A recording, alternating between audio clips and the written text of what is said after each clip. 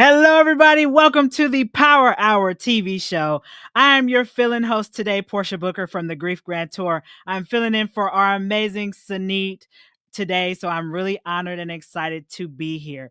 So we're going to continue the conversation on being brave. And one of the things I want to talk about today is what bravery really means in the world that we currently inhabit.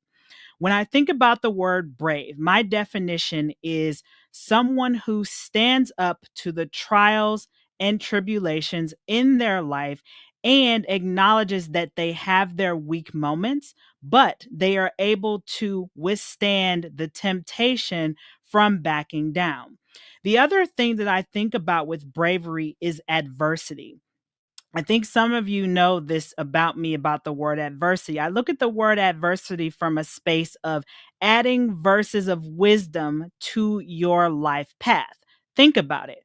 Instead of us looking at things in our life from a space of, why does this keep happening to me? Let's shift it to, why is this happening for me?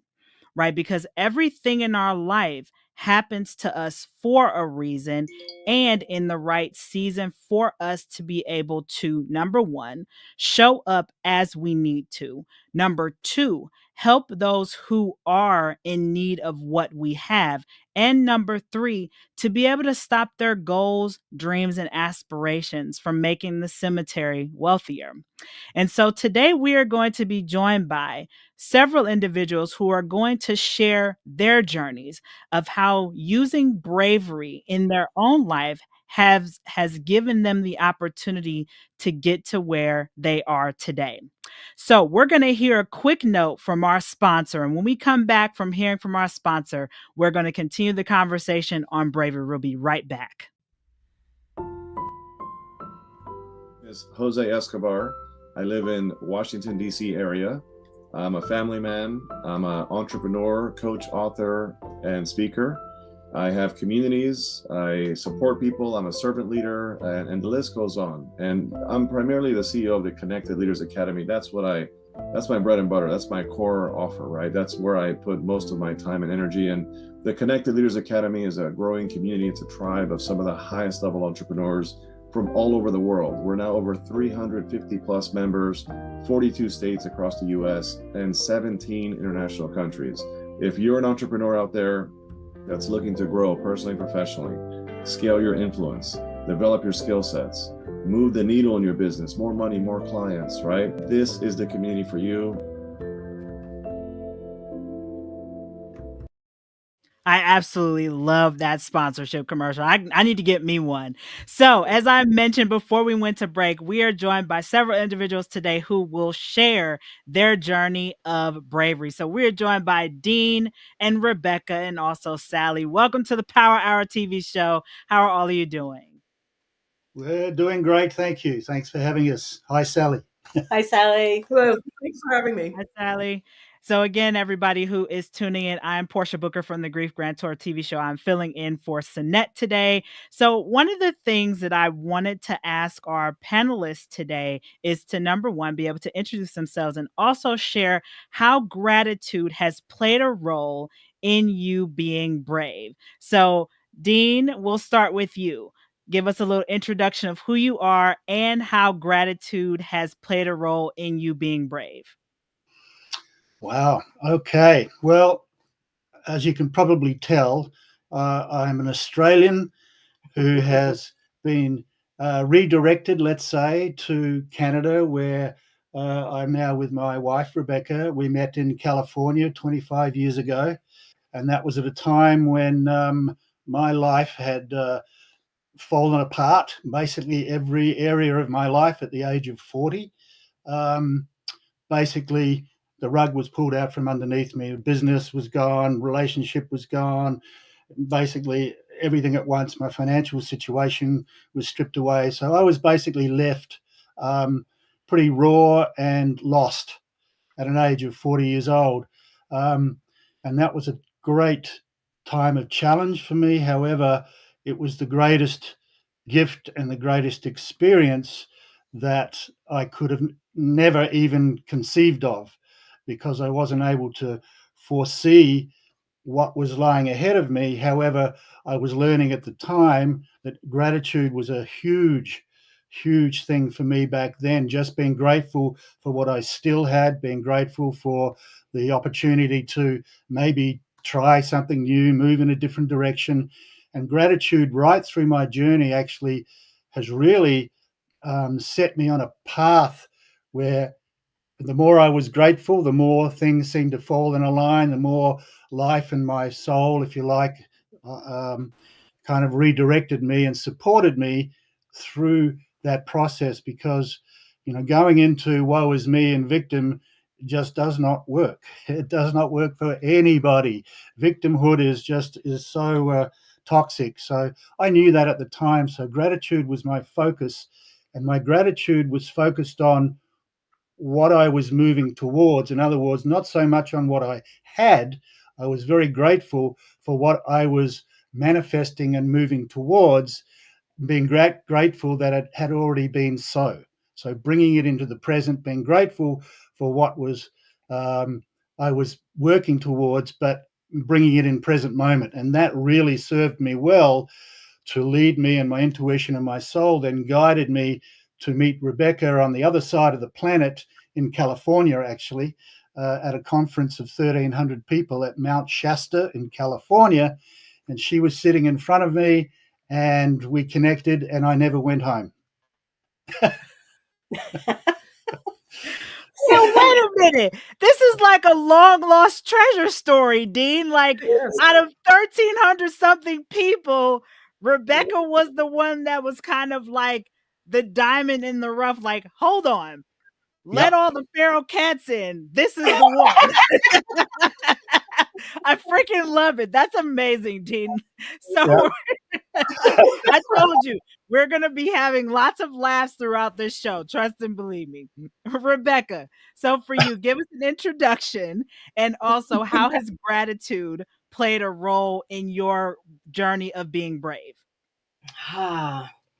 Um, Maybe the best to describe is that in the time before I met Dean 25 years ago, I had moved from the States to Canada, and had created really a beautiful life that worked on the outside, but there was a deep inner calling inside of me that was saying something doesn't work. And it actually required a lot of bravery and courage to look at what others, or what even myself or others, would perceive as a beautiful and perfectly constructed life. It had all the parts, but there was something that was deeply yearning inside. And I know now that that was my own soul's yearning to go deeper, to go more into myself, to be on the path of seeking my authentic self.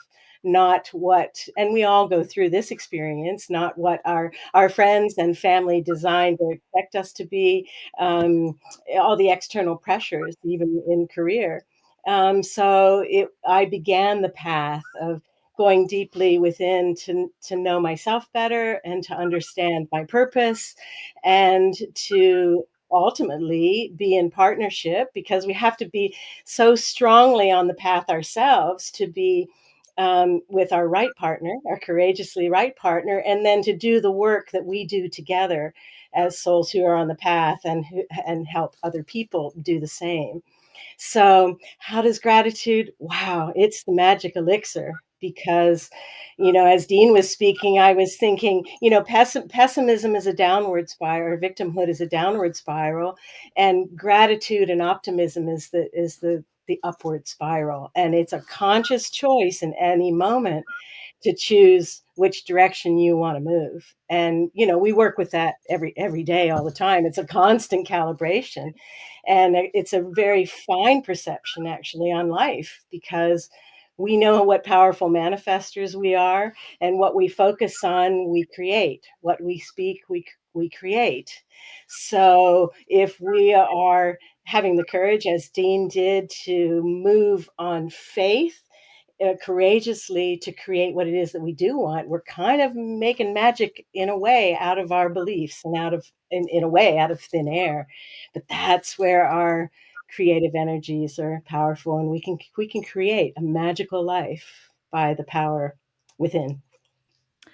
I love it. Elixir and abracadabra. I think this is going to be a magic show today. Sally, I didn't know what to expect either. So, Sally, welcome to the Power Hour TV show. Thank you. First, again, it's an honor to meet you. Please share with our audience who you are and how gratitude has played a role in you being brave. Gratitude is a very big part of my life. When I was a kid, I had a very hard time in school. I'm dyslexic, I'm legally blind, and my dad was in the military and we moved a lot. So my mom always said if I said something negative, I had to say three good things about someone. Then she changed it saying they aren't my sister and they don't live next door. So it's a joke in my family. We always say to each other three good things. And then my thinking into results coach, Susan Ma, had us do an assignment for an entire week. We had to do 10 gratitudes per day. And, you couldn't repeat that gratitude. One of the people sent me a text message saying, "This is hard." I'm like, put down that you're breathing. I mean, be happy you're breathing. Put down you're happy you have food to eat, things like this. And, it was hard the first week. It got easier and easier and easier. And now my goal is not to put the same gratitude down for the full month. So this is a new thing. It's April the 4th, and it's my month to try to do this because there's so much to be grateful for. It's cold today, but everything's turning so bright green out there with spring. I can be grateful. I can see that. There's so much to be grateful for. And as you were saying, Rebecca, the spiral downwards, I think if we talk to our best friend the way we think in our minds, we would never have any friends. I mean, we have to change that. We have to be proud of ourselves. We have to be happy with ourselves. We have to care for ourselves. I mean, nobody else will do that. Yes. Oh, I agree.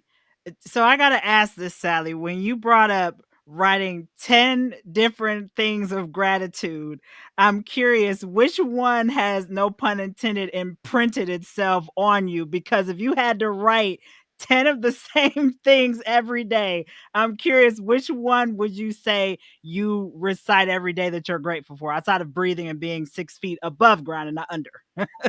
But my number one gratitude, I messed up my back horribly December 6th, 2016. L3 and L4 went to the left, L5 went to the right. If I didn't have my family there to help me and go through physical therapy, I mean, it sounds funny, but to put on my own socks and shoes is a miracle today. So that's something I do write down every day. Thank you, God, for getting my back in shape. My physical therapist, 18 months of physical therapy paid off. But I just spent Easter with my 3.5-year-old niece and we played bubbles in the backyard. I'm still sore because I'm so out of shape, but it was so much fun to do that with her. I mean, as adults, who doesn't love bubbles? I'm not lying. Who doesn't love bubbles? And it was such a a liter thing, a thing about this big, cost me $1. I'm like, let's go pay bubbles. It was so easy. Yeah. I give our clients little bottles of bubbles as giveaways sometimes, just because you can't be sad with bubbles. You blow bubbles and you smile. Exactly. Right. It is the funnest activity. Kind of like, yes. I feel like sparklers never get old. When you light sparklers yes. as an adult, when you're fascinated as a kid, like, let's see if this will work. There we go. There's your fireworks for the day. There you go. So it's kind of like, let's go a little deeper, right? I know that this show is focused kind of on bravery, or at least the topic, but I'm curious for all of you, and we'll start with Dean. What did it take for you to rekindle that childlike curiosity into your adult life today to make you happier? Wow. Well, that's an interesting one because these days, I'm very, very connected to my inner child. I have we both do actually. I have a picture of me when I was about 8 next to my bed here in my office. I talk to him every day. I encourage him because I give to him what I felt I missed out on as a kid from my father in particular. So I've learned to now be that father that I never really had or desired when I was a kid. So my little boy is very, very present in my daily life. So I can be pretty goofy at times, and I love to laugh and be silly sometimes. And I'm very communicative with my little boy and say, "Do you want to go for a ride today? What do you want to do?" So I'm very, very aware of his presence, and I have a fabulous relationship with my little boy now that I missed out on from my real father. Let's say, put it that way. So he's very active. He's he's my hero, actually. So yeah, I'm very connected and have a lot of fun with him in my life. So, Dean, I'm curious, what did it take for you to be open to building that relationship through all the things that you've been through in your life? Well, it was kind of like what Sally said. My dad was a good man. Don't get me wrong, but he had his issues and found it very difficult to encourage. He was very critical, right, and very hard on me. So I grew up repeating the same pattern, that I was very hard on me when I'd make a mistake or I would do something wrong or whatever, say something silly. I could hear that voice in my head saying, "Oh, you idiot," or "Don't be stupid," or those words. And then it dawned on me one day, and I thought, wait a minute. You didn't like it when your dad did it to you. Now you're doing it to you. What's all that about? So that's when I decided. I said, okay, at this point I need to change that and develop that relationship with this little kid. He's an awesome little kid. I tell him every night. I said, "You are." Well, I look at him, awesome. He smiles at me, and it really stuck with me. And it's like he's a big part of who I am today. Well, he's our child lives in all of us, but I really find that my demeanor and he's a big part of my life and who I am. And without him, I wouldn't be the same. So does that answer your question? And if I can say, living with Dean, he's more playful. Often, like he'll sing in the shower, or on his birthday, he sings himself "Happy Birthday" first, and music. We were listening to music on shuffle the other day, and Puff the Magic Dragon came up, and it was like, yeah, of course, Puff the Magic Dragon, So it's allowing ourselves to not be so grown up all the time, which can be really heavy. So, Rebecca, I'm hoping that you're taking recordings of him singing so you can send it to American Idol and see if, you can get him. At his wedding reception. Look what he did when he was 5. So now Dean heard it. So try to do it discreetly, Rebecca. Get him. So that way you can get him a singing deal. We can get you a record deal. I don't know if that was something you aspired to do, Dean, when you were little, like to join a group, a singing group or whatever. But I did play in a band. I did play in a band in my early 20s and did a bit of backup and sang a couple of songs, but it never really went anywhere. I still play and sing. I sing all the time. That's just makes me happy, so I sing. See, there we go. We're on to something. So, Rebecca, you're up to the job. So, we'll make it work. So, Rebecca, I'm going to ask you the same question. What did it take for you to rekindle that childlike curiosity into your adult life today? I think it was my mother who said to me once, "You were born an old lady." So I think there was a part of me from when I was young, because I was a natural leader. I mean, you know how they say bossy girls, but I was naturally the teacher. I was naturally the problem solver. I was naturally, corralling the neighborhood into something. So I think it's because she said that to me that I thought I actually need to exercise the opposite, which is being more playful, lightening up, not always having to be in charge, learning not to lead, learning to follow, learning to go with the flow, learning to not have to plan. I was a project manager most of my career, and that you're not only planning and organizing yourself and the whole project and everybody in it. I'm naturally designed for that, but it means I need to cultivate the spontaneity, the lighten up, the laugh, not take myself quite so seriously.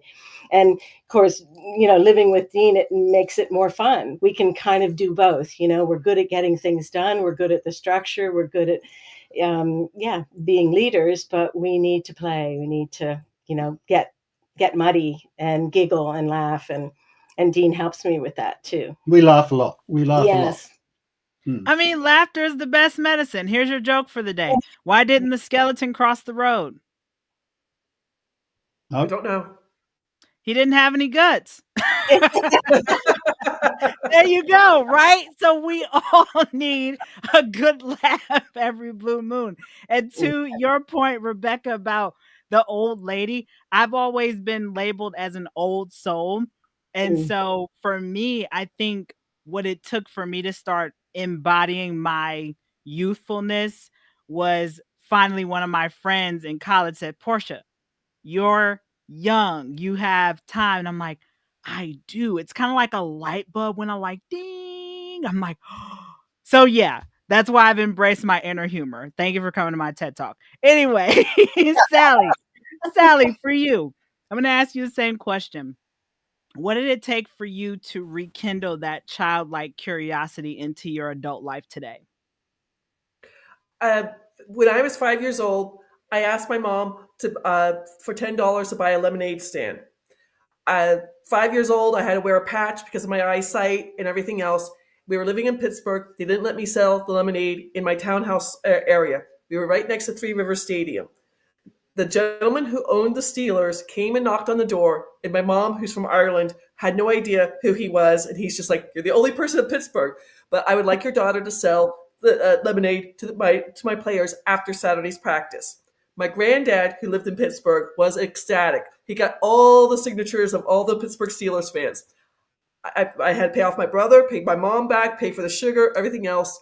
And then Hurricane Agnes came up the Ohio River, and my lemonade stand was out in the shed and got destroyed. I said to my mom goes, I'm sorry it got destroyed. You made enough money. And I can remember as a 5-year-old, I turned to her and I'm like, I've never made enough money. I can make more money. And so now, whenever I have a good conversation, yesterday I talked to a gentleman where I'm going to save him $55,000 a year in taxes with the Spendthrift Trust. After that conversation, I go into the living room, I take off my shoes, and I just twirl like a little kid with my arms out, because you have to laugh. You get dizzy, you fall on the couch, and you just laugh. And I mean, it was another coach that told me to do that. You'll become childlike again. Every time something good happens, make sure you just enjoy the happiness, and it works.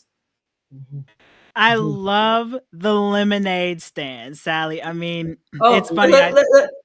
My mom always brought it up, and she's just like, I couldn't believe you said that as a 5-year-old. And I'm like, okay, so. Well, what's the saying? Kids say the darndest thing or just the most randomest things, right? I mean, earlier today, so I have a dog, Mr. Fletcher. He's upstairs. You might hear him scurrying around a little bit. So he goes for multiple rounds of pee o'clock throughout the day, right? So as we're taking our walk, what do we find on the ground? A lemon just rolling through. I'm like, oh, I guess it is true. You take, when life gives you lemons, you make lemonade. I mean, the irony, right? That you would bring up a lemonade stand and I would see a lemon just, on a roll. My father was in graduate school, and he comes home, and my mom's like, "Who's Mr. Rooney?" My dad's like, "The owner of the Pittsburgh Steelers. Don't you know this?" And my mom's like, "He came to the door." So, yeah, it's a fun story all the way around. That is hilarious. I mean, you never know, right, how things from our childhood resurface in some way, right? My mom, God rest my mom soul, I remember one time she asked me what I wanted to be when I wanted to grow up. I think I was like 5 or 6. And we used to have the trash collectors come through the alley and pick up the trash. And I was fascinated by the sound of the truck. And so I told my mom, I want to be the garbage man. And my mother was like, oh no. But I don't think my mom realized that I was fascinated by the sound effects. Hence why now that I produce and they hang on the back of the truck as it goes running down the street. I mean, how fun is that? Right. And they still do that sometimes. I still see them running after, or people. Oh, you gotta love people. My next door neighbors, pure comedy hour 2.0, y'all. Like, I don't even have to buy cable because I get a free sitcom every day from next door. Like, when I talk about free 99, it's free, but that's that's for a whole nother day. I want to ask each and every one of you about your golden nugget. So my golden nugget is 2 feet on the floor, just 2 feet on the floor. And I say that because on the days when I'm really just like, man, I feel like I'm not doing enough, even though I'm still having momentum in my business, making new connections. But there's just those days, right, where we're sitting there like, oh, I don't want to get up. Can I just hire the blanket to go work for me type of thing? But we know that that's not the case. So that's my golden nugget. That's how it's come to me. So I'm curious, Dean, what is your golden nugget and how has that helped you on the days where you're just like, can I go be fired for a couple hours and I'll come back later? My golden nugget is it's all perfect. Now, it's one I've used for myself and used with clients often because for me, it's about identifying the perfection in every situation because you can find the golden nugget, if you like, in every challenge, in every adversity. In fact, that's what we must do.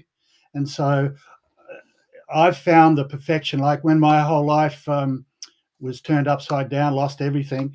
I mean, at the time, I wasn't saying it was all perfect, but now on reflection, I can see the perfection of it that released me and freed me from the bondage of my old life and my old ways in order for me to find my new life and my new partner and my purpose and to do what I'm here to do. So I've learned to see the perfection in every moment. And I look for that even when it's difficult. So with clients, when I say that to them, they usually don't like me very much because they want the sympathy and they want to understand. And when I say, well, can you see it's perfect? Can you see the perfection? And some of them tease me and they say, oh, Dean always says it's all perfect. But that's what I've learnt. And I help others to identify the perfection in their situation because it's like gratitude. If you can find that and focus on that rather than what's wrong, then that helped me anyway. And that's what I've introduced into the work we do. Yeah.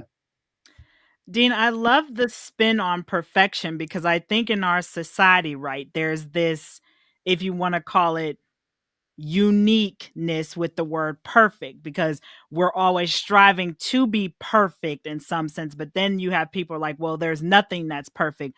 But the way that you're using the perfectionist or perfect in a sense is similar to gratitude. It's all Yeah. about perspective.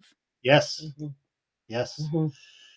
It's all perfect when you look at it, no matter how challenging it is. The perfection is in there. And when you find it and move into gratitude, the magic, that's when the abracadabra, the magic happens. I mean, we've experienced it. The magic in my life since those times and what we've experienced and how we met. And it's like I'm writing about it because everybody says that's amazing. So I have written about it and because it's so amazing. I Yeah. agree. It's like abracadabra, supercalifragilisticexpialidocious type of thing, right? Did I say Yeah. it all right? I think I got it right. Yeah. You got it. I love it. Yeah. Rebecca, for you, what is your golden nugget, and how does your golden nugget help you on the days where you want to make the blanket go to work for you? Well, I think it's very similar in a way to what we've already talked about, which is how can I look at this from another perspective? How can I reframe this? Because it's actually our limited perception that keeps us stuck on a certain thing. So it's back to choosing how can I flip that? How can I think more broadly? Or even as you said in the intro to the show, how can I understand how this is happening for me, not to me? And so I think reframing is it's become one of my gifts and one of the things that I can also help others do. Because, when a client comes and they're in despair, the first thing to do is expand your perception. If we can look at something from the perspective from a grand perspective of almost even as from the universe or creator, to look at that perspective, we can always find the perfection in it. We can always find the gift in it and the golden nugget. By looking at things more broadly, I find, the older I get and the more I'm on the spiritual path, and expanded perception is we're continuing to push the boundaries. How can I think about this in a bigger way, and in a bigger way, and in a bigger way, not limited? Our human design is to put things in categories and boxes, and then we end up in prison by those definitions. And learning to remove those limitations has been the best journey of freedom, really. So do you remember your golden nugget? Love is all? Well, Love Is All is my favorite song, right? But love is all is something that you use. Is in other words, again, as gratitude or perfection, it's about love and focusing. Love is all is something love is all. Or I also say all is well, right? Even when it isn't, when it feels really difficult, deciding that all is well helps me remember the big perspective.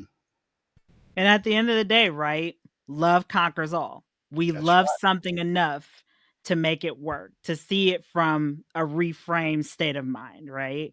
So I truly, I love that. I love that. We're going to get to the songs in a little bit. Sally, what about you? What is your golden nugget that you say that helps you on the days where you want the blanket and the sheets to go to work for you? I went to Robert E. Perry High School, and his famous quote is, "I will find a way or make one." And ever since I've been a military brat, we moved to the area when I was in junior high school. My best friend always would say that to me. And when I found out I owed the federal government so much money in taxes, the first thing I thought was, I will find a way or make one. And because of that saying, I found that my company, I'm helping other people save money and things like this. And every time, even if there's a brick wall, you can find a way. You can get a ladder, you can get a shovel, you can do something to get around it. And it's a fantastic mantra to have. I love that. I mean, I feel like I say that intuitively a lot. I may say it out loud sometimes, like I'll find a way, I'll make a way, right? It's kind of like the little train that could syndrome, right? I'll find a way, I'll make a way. If you don't know who Robert E. Perry is, he's the one who found the North Pole, and I hate the cold. So for him to go to the North Pole, I'm like, he found a way. I'm glad he did. I'm not going. So, well, I mean, we'll all be, snowy in concert at some point. I mean, if you're in obviously the northern part of the United States or in Ohio, Pennsylvania, Maine, you know what the snowmageddon looks like. Sometimes we'll get it all the way until May. And I remember one year it snowed for Mother's Day here. I'm like, I guess. Where I'm are like, you? I'm in Ohio. So Cleveland, It Ohio. snowed on Mother's Day in Ohio. Oh, this was a couple years ago. Yes, like 2015, I think, 2016. Yeah, it snowed on Mother's Day. I'm like, oh, okay. Well, hey, I guess instead of getting flowers for Mother's Day, I guess you'll just get a bouquet of shaved ice. So snowballs. that too. So I'm curious, everybody. One of the things that I talk about on my show, The Grief Grand Tour, is forgiveness. And I think a lot of times there's this notion that forgiveness is you hug this person, we're all kumbaya, we go back to life as the way it is. But I'm curious, Dean, we'll start with you. How has forgiveness played a role in your journey to where you are today? And how can others use forgiveness as a way to help them reframe their mindset? Well, it's a huge topic. I think forgiveness can be misunderstood a lot, as you've said. So for me, forgiveness does start with self, for sure. But initially, I learned about forgiveness again through my father. My father was my greatest teacher. He was my greatest teacher, even though he didn't know it, because a lot of what I saw and experienced and witnessed through him, I vowed to myself as a kid that I was going to be different. And so he was tough growing up, and so my relationship with him as a kid was very tumultuous. It wasn't great. I really separated from him, didn't want to talk to him, didn't like him very much at all, really. But as I got older, and yet I had to work with him in a family business for some years, and it was just a real tough situation. And I used to judge him, and I used to criticize him, basically because that's what he did to us. So I found myself doing it to him. Then it happened one time when I realized that what I was wanting from him as a father, he didn't have it for himself. So how could he possibly give it to me? That was a game changer. When I realized all I wanted him to do was to love me and tell me I was great and encourage me, and yet he didn't have that for himself because of his upbringing. So he wasn't able to give me what I wanted.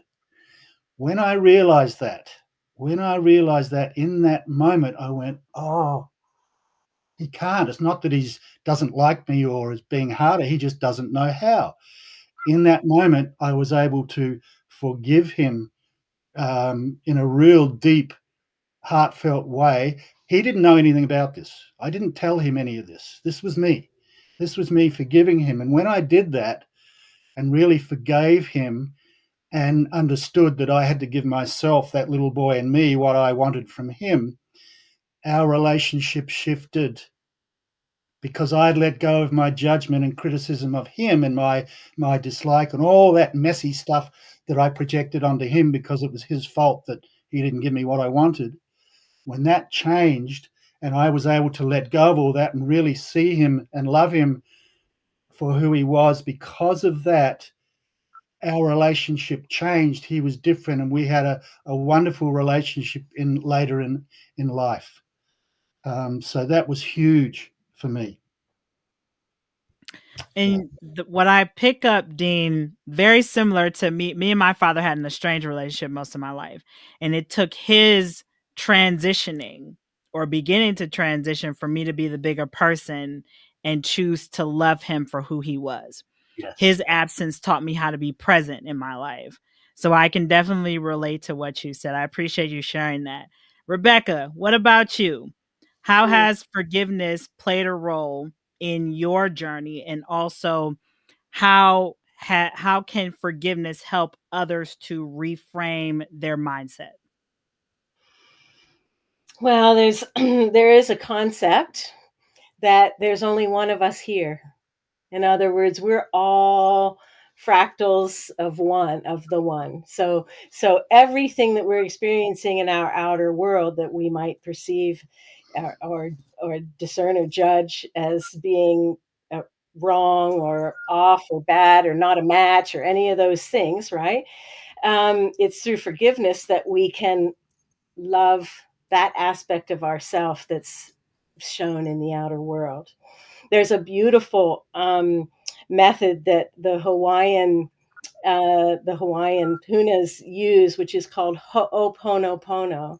And Ho'oponopono is a very, very powerful practice of forgiveness by saying 4 phrases. I love you. I'm sorry. Please forgive me. Thank you. And when you're saying it, you're witnessing something in the outer world that requires forgiveness. And yet by saying it, you're saying it to the aspect of yourself that is in dysfunction out there that you perceive. So it's a very, very powerful. So you're not really, yes, you're saying it on behalf of the other that's in a state of dysfunction in some way, but it's always about self. So it's that powerful feeling of coming back to self. So I used it a lot in my career when I was working with difficult people and as a project manager, complex relationships and situations. And I found that whatever I was judging or whatever I thought was wrong or whenever I thought that person wasn't doing the right thing by the project or whatever, all those judgments would soften by the use of Ho'oponopono on myself. So I was forgiving that aspect of myself that was showing itself in my experience. So again, it all returns back home to self. And I mean, I think there were words that you said, Portia, that were perfect, but I can't recall them at the very moment. But it's like we always have to be the, oh, when you spoke of your father and being the bigger one, the bigger person, our job is to always seek to be and act in a way to be the bigger person, because the broken parts are just those who haven't realized that yet. And the extra mile is always open. That's the other part that we forget, is the extra mile is always available. And I'm familiar with that phrase, Rebecca. There's someone else, Nicole Harvick, says that a lot. She says that phrase all the time. And so I'm like, I'm like, oh my God, is Nicole on the show today in a ghost form? I hope she's tuning in. But Sally, what about you? How has forgiveness helped you in your journey, and how can forgiveness help others to reframe their mindset when they're going through challenges? I think forgiveness is a very big element, because when you forgive somebody or for an action or for what they did, it frees yourself. My situation, when I first started what I was doing, I was teaching in my real estate group. I was the first female mastermind in my real estate group, and the gentleman who ran it, we got in, he didn't pay me enough for a real estate deal. He then took away my mastermind, where he was getting paid for me to work with the trust. I've had 7 different people call me saying he's done bad for them too. And I'm like, hey, because of what he did, I started my own company. I'm selling more trusts now than ever before. I have nothing to forgive him. One gentleman who called me has ulcers because he's so mad at the guy who ran the real estate group. And I'm like, why are you letting him ruin your life? You know, you're on medication, you're high blood pressure, you've got ulcers. He's going to continue. When I look back on it, I think he's a narcissist, the gentleman who ran the group, but he's going to continue what he's doing. And I don't wish him well. I don't wish him ill will, but he's out of my sphere, and I'm in my own sphere doing my own thing. And, you know, from personal experience, my grandfather died in December 1939 in Ireland, right when World War II was starting. My grandmother and my mom and her 2 sisters got kicked out of their home by his older sister, and my grandmother always forgave them. And it was she's a wonderful role model for me to emulate, because if she can forgive people like that, I don't have anything to hate people over at this time. And I love, Sally, what you brought up about this scenario, right? With this person who you might have had a bad run in with. You don't wish them ill will, but this other individual who's kind of having some difficulties, right? The Yes. actions of this other person is dictating their responses and the way that they show up in the world, right? And that's why forgiveness is for you to, kind of mitigate that regurgitation of the anger, the frustration, Exactly. right? You're setting this person free and yourself, right? To be able to say, you know what? I learned a lesson. And here's where the gratitude comes in. Kind of like what I said at the beginning, gratitude can be found in any and everything, right? Last week, I had the opportunity to do a speaking engagement with Mental Health First Aid.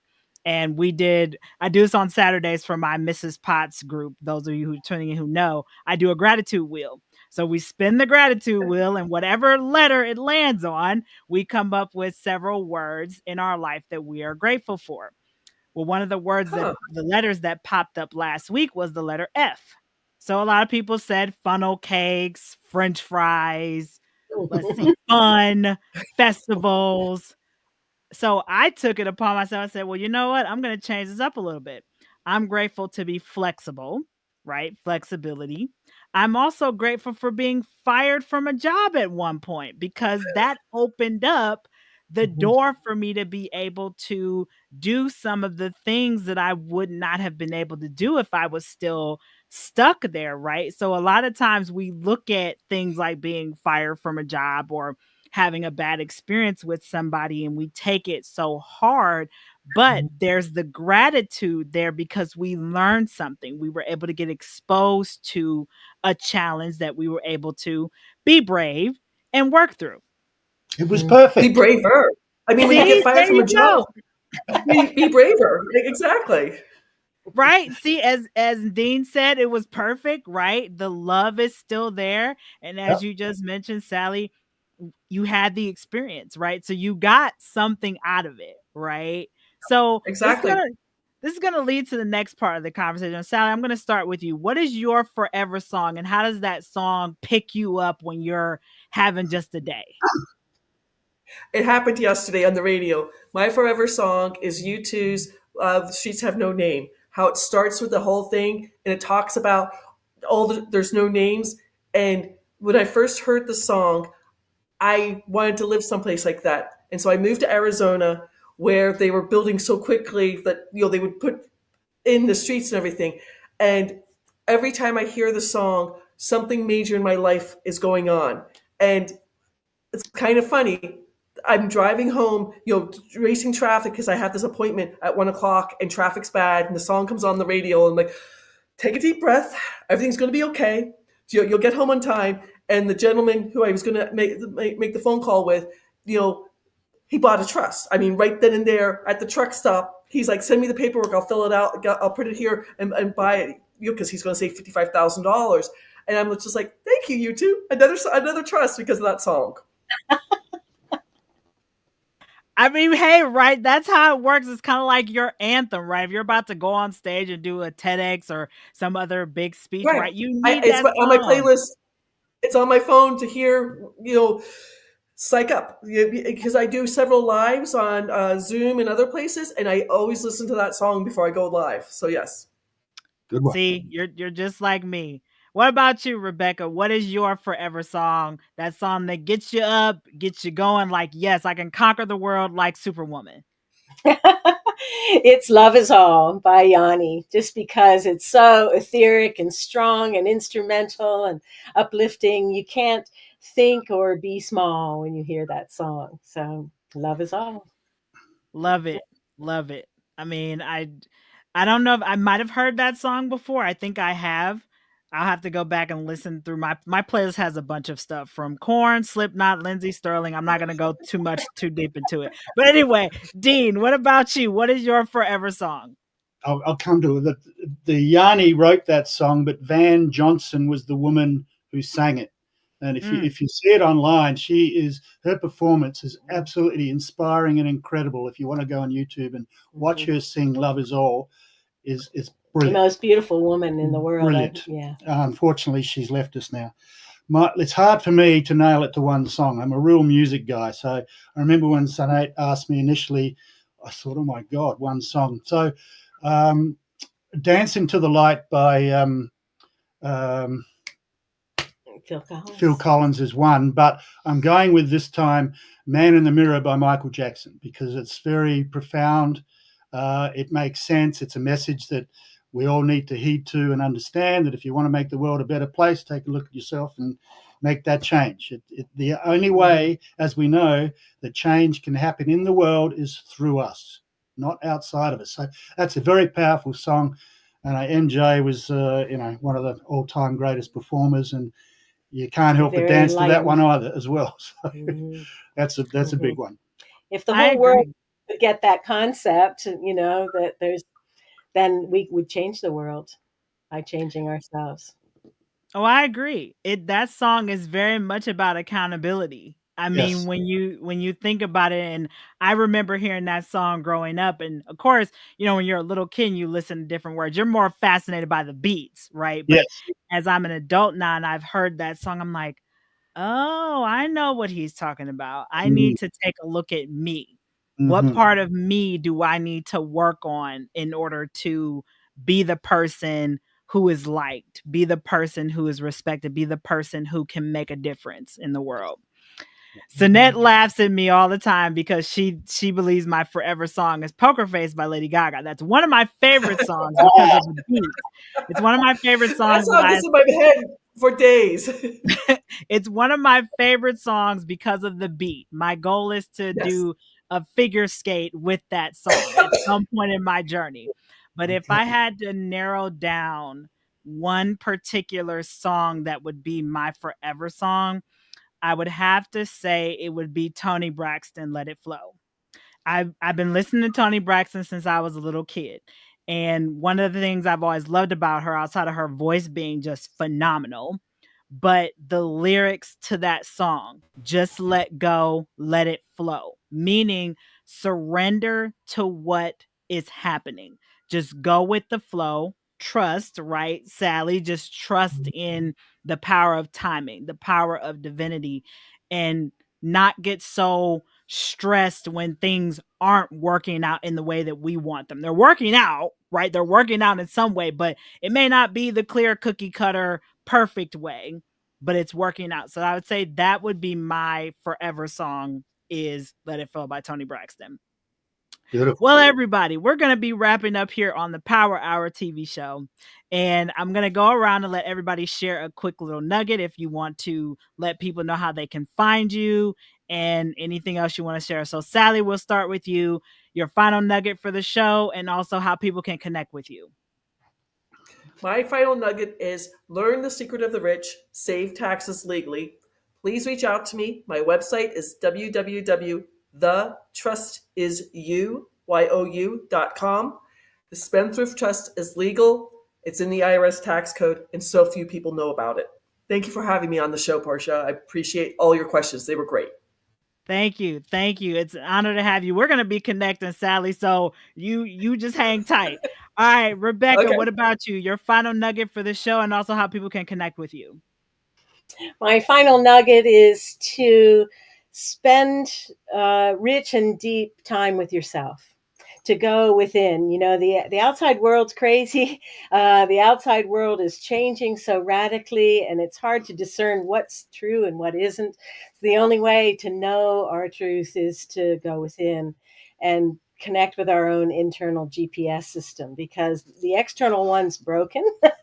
Our internal one is the true one, and it's the only thing that's going to help us through these kind of tumultuous times.